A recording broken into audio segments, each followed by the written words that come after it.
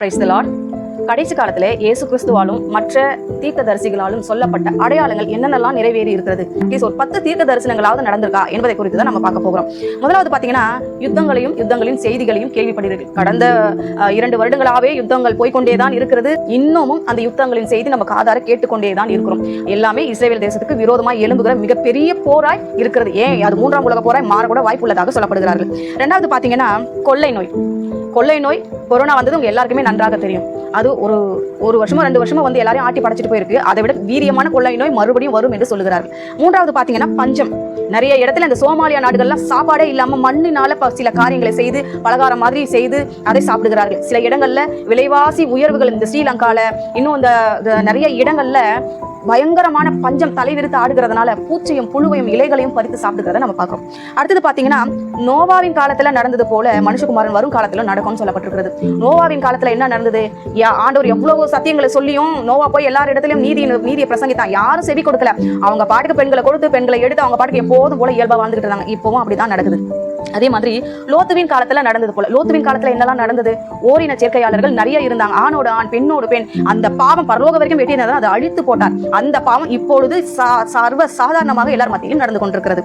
அடுத்தது பாத்தீங்கன்னா, 6வது அன்பு தணிந்து போகும். இப்ப எங்க பார்த்தாலும் அன்பே கிடையாதுங்க. யார் மத்தியிலுமே அன்பு கிடையாது. எல்லார் இடத்திலுமே இந்த பாசம், இந்த அன்பு எல்லாம் எதுவுமே இல்லை. பகை, விரோதம், கசப்பு, இப்படிப்பட்டதான காரியங்கள், பழிவாங்குதல் தான் நிறைய வெறிப்பிடித்த மாதிரி இந்த உலகத்திலே நடந்து கொண்டிருக்கிறது. அடுத்தது பாத்தீங்கன்னா, பூமி அதிர்ச்சி. எத்தனை இடங்கள்ல நம்ம கேள்விப்படுகிறோம். எவ்வளவு பெரிய பில்டிங் எல்லாம் இடிந்து விழுகிறத நம்ம பார்த்து கொண்டிருக்கிறோம். பல இடங்கள்ல மிகப்பெரிய பூமி அதிர்ச்சி வரும் என்று சொல்லப்பட்டது நடந்து கொண்டிருக்கிறது. இனிமேலும் நடக்கும். மிகப்பெரிய அளவுல வியந்த அளவுக்கு பூமி அதிர்ச்சிகள் நிச்சயமாக வரும்.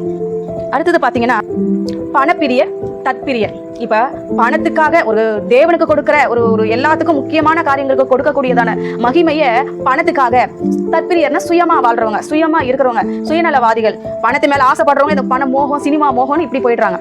இப்படிப்பட்டதான காரியங்கள் நடந்து கொண்டிருக்கிறது. அடுத்தது பாத்தீங்கன்னா, சொந்த குடும்பத்தாரே ஒருவர் காட்டி கொடுத்து ஒருவர் கொலை செய்வார்கள் என்று சொல்லப்பட்டிருக்கு. சொத்து கொடுக்கலையா அம்மாவை கொல்றாங்க, சொத்து கொடுக்கலையா அப்பாவை கொல்றாங்க, மனைவி தான் கூட வாழலையா மனைவியை கொல்றாங்க, புருஷனை தனக்கு பிடிக்கலையா புருஷனை கொல்றாங்க.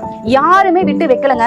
தாய் தகப்பனை கொல்றதும், தகப்பன் தாயை கொல்றதும், பெற்றோர் பிள்ளைகளை கொல்லுவதும், பிள்ளைகள் பெற்றோரை கொலை செய்வதும் சர்வசாதாரணமாக நடந்து கொண்டிருக்கிறது. இதெல்லாம் வேதத்துல சொல்லப்பட்ட காரியங்கள். எல்லாவற்றுக்கும் மேலாக கூடுமானால் தெரிந்து கொள்ளப்பட்டவர்களும் வஞ்சிக்கப்படுவார்கள் என்று சொன்னது போல வஞ்சகத்தின் ஆவி தேசத்துல தலைவிரித்து ஆடிக்கொண்டிருக்கிறது. இப்படி போய் என்ன பண்றாங்க? வஞ்சிக்கப்பட்டு தேவனை மறந்து உலகத்திலே சிநேகமா இருக்கிறார்கள். இந்த 10 அடையாளங்கள் பூமியின் மேலே நடந்து கொண்டிருக்கிறது. கடைசியாக இதோ நான் மாம்சமான யாவர் மேலே ஆவியை ஊற்றுவேன் என்று சொன்ன தீர்க்க தரிசனம் நடக்க போகிறது. ஆயத்தப்படுங்கள். எல்லா தீர்க்க தரிசனங்களும் நிறைவேறிவிட்டது. நாம தான் இனிமே ஆயத்தமாகணும். ஆமென்.